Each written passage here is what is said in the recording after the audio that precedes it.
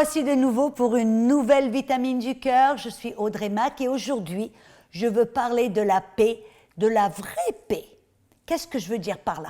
Jésus nous a dit dans Jean 14, verset 27, il dit « Je vous laisse la paix, je vous donne ma paix, non pas comme le monde la donne. » Ça nous montre là qu'il y a une vraie paix et il y a une fausse paix, ou je dirais une imitation. Amen. Et cela me rappelle, en fin de compte, un concours de peinture où tout un tas de peintres étaient invités pour montrer, pour illustrer la paix. Et alors, bien sûr, sont tous préparés. Et le jour J, le jour de la grande révélation, les tableaux étaient couverts avec un drap. Ils ont tous révélé, et on a vu des tableaux magnifiques. Alors, on avait près d'un lac qui était paisible, avec des montagnes enneigées derrière. Il y avait un petit étang avec un couple qui était là, en train de faire un pique-nique par l'étang sur une petite couverture, où il y avait un tableau avec une maman qui était là avec un bébé dans ses bras qui dormait comme un ange, bref.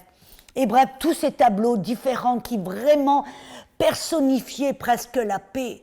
Mais vous savez, celui qui a gagné le concours, c'est un monsieur qui, en fin de compte, qui a peint une tempête énorme où le vent était violent, les vagues étaient hautes, que les bateaux semblaient être menacés, la peur sur le visage des pêcheurs.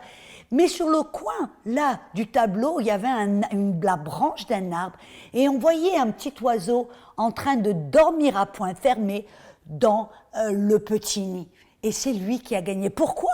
Parce que la paix, la vraie paix, mes amis, ce n'est pas l'absence de problèmes, l'absence d'obstacles et de mauvaises choses dans la vie. La vraie paix, c'est être capable de dormir au milieu d'un bateau alors qu'il y a la tempête autour de nous. Ça vous rappelle quelqu'un? Exactement. Dans Marc chapitre 4, versets 36 à 40, on voit Jésus. En fin de compte, c'est ce qui s'est passé. Alors qu'il y avait une des plus grandes tempêtes, et là, les disciples, rappelez-vous, ils étaient des experts de la pêche, ils connaissaient la météo, ils connaissaient la mer comme le dessus de leurs mains, et pourtant, ils sont entrés en panique complète. Ils sont allés vers Jésus, ils l'ont secoué en disant « Mais Seigneur, tu te fais pas de soucis, on est en train de périr, on va mourir !» Amen, ils étaient dans une panique totale. Et Jésus, qu'est-ce qu'il a fait? Il a dit « Mais pourquoi avez-vous peur, homme de petite foi ?» Amen, amen. Et immédiatement, Jésus a parlé paix. Il a déclaré la paix sur la situation. Et la mer s'est calmée, le vent s'est calmé. Tout est revenu en ordre. Et voyez, on voit là, en fin de compte, que cette paix, ce n'est pas une absence de problème, mais c'est une force intérieure au milieu de tous les problèmes. La vraie paix, c'est être capable de marcher en paix et sérénité alors que vous êtes entouré par le mal, par les problèmes, par les attaques. Et vous savez, cette paix, parce que je vois souvent les gens qui courent à droite et à gauche, qui veulent rechercher, qui sont sans paix. Ils vivent sans paix, ils sont dans le tourment, ils tournent à droite et à gauche pour trouver quelqu'un qui va les aider à être dans la paix. J'ai des gens qui viennent vers moi en me disant « Je n'ai pas de paix, Audrey, peux-tu imposer les mains sur moi, prier pour que j'ai la paix ?» Et je dois leur dire « Non, je ne vais pas prier pour vous. » Et ils me regardent avec des grands yeux, ils me disent « Pourquoi, Audrey, tu ne veux pas prier pour que j'ai la paix ?»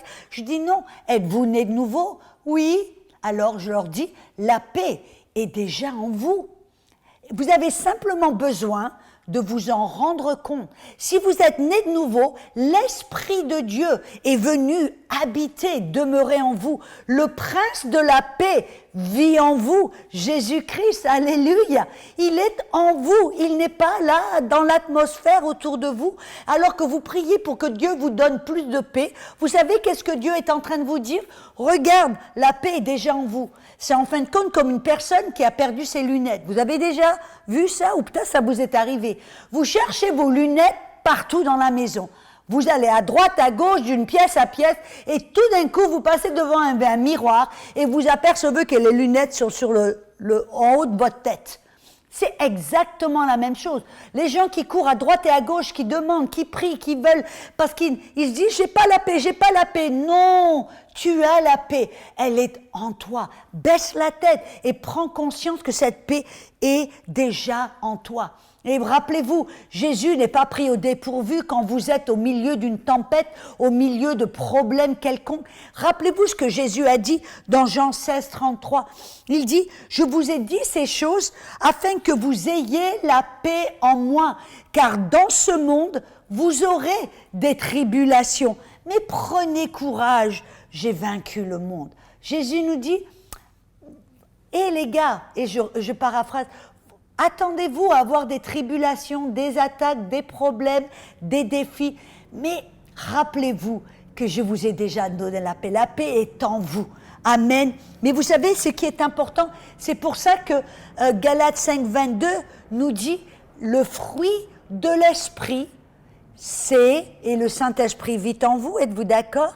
Il dit le fruit de l'esprit, c'est l'amour, la joie, la paix. Elle est déjà en vous et vous devez simplement vous le rappeler. Quand vous êtes tenté de paniquer, tenté d'avoir peur, tenté de courir à droite, à gauche, tenté de mendier, de supplier, d'essayer de motiver Dieu, amen, vous devez simplement vous arrêter en disant « Attends, la paix est déjà en moi. J'ai simplement besoin d'en prendre conscience et de ranimer cette paix. » C'est pour ça que Paul dit « Ranime le don de Dieu que tu as reçu par l'imposition des mains, car Dieu t'a pas donné un esprit de peur, de crainte, mais d'amour, de force, et j'aimerais rajouter de paix. » Amen.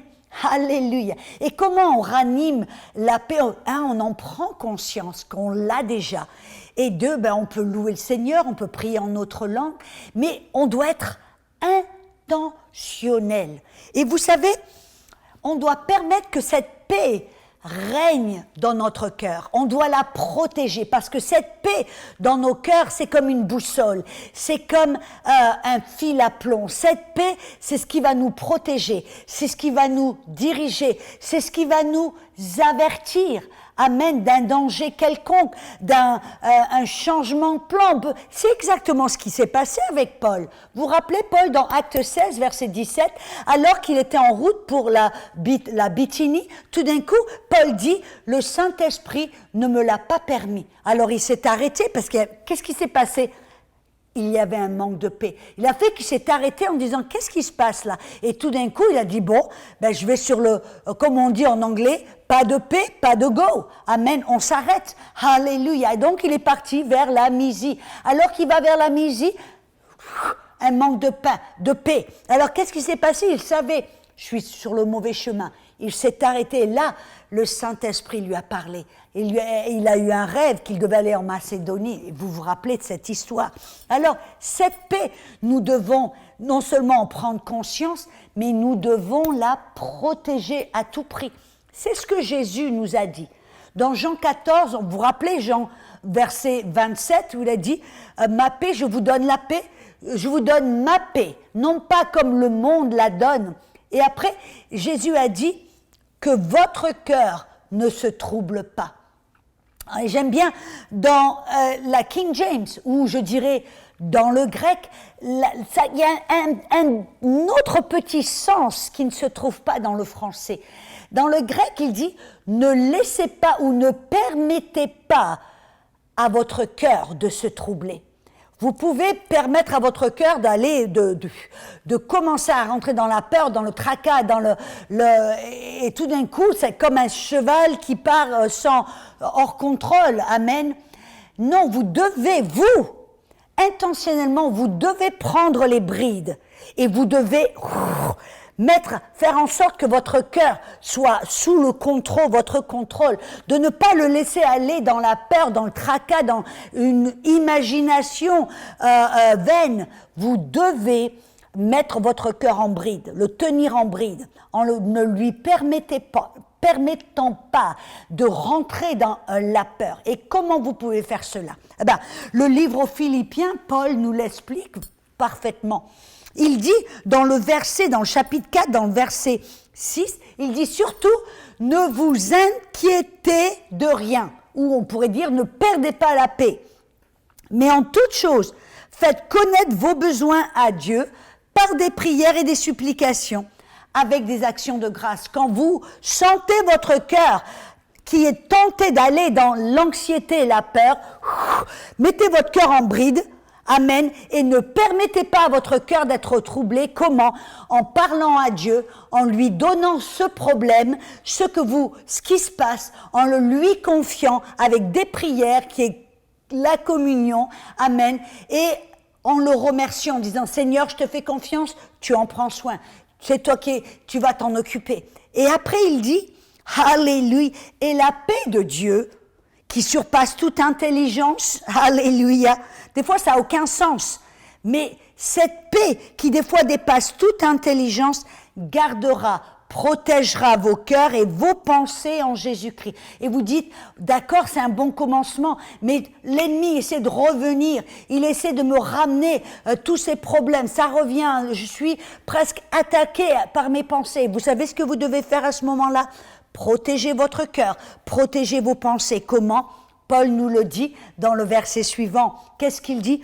Il dit au reste, frères, tout ce qui est vrai, tout ce qui est honorable, tout ce qui est juste, tout ce qui est pur, tout ce qui est aimable, tout ce qui mérite l'approbation, qui est vertueux, digne de louange, soit l'objet de vos pensées. En d'autres mots, fixez vos pensées. Au lieu, vous pouvez pas dire non, je vais pas penser, je vais pas avoir peur, je vais pas avoir peur. Non.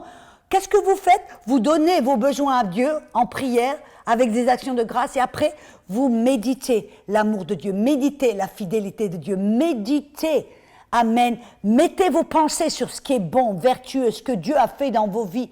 Et là, la Bible nous dit dans le verset suivant, « Et le Dieu de paix sera avec vous ». Vous savez qu'est-ce que ça veut dire? Quand vous faites ça d'une manière intentionnelle, tout d'un coup, vous allez prendre conscience. Je n'ai pas à avoir peur. Dieu lui-même est avec moi. Il s'occupe de moi. Amen. Et ça va même au-delà de la paix de Dieu qui est avec vous. Vous prenez conscience que le Dieu de paix maintenant est avec vous. Amen. J'espère que cela va vous aider si vous êtes au milieu d'une tempête où vous allez peut-être confronter certaines tribulations et certaines choses. Vous savez quoi faire car la paix de Dieu est en vous.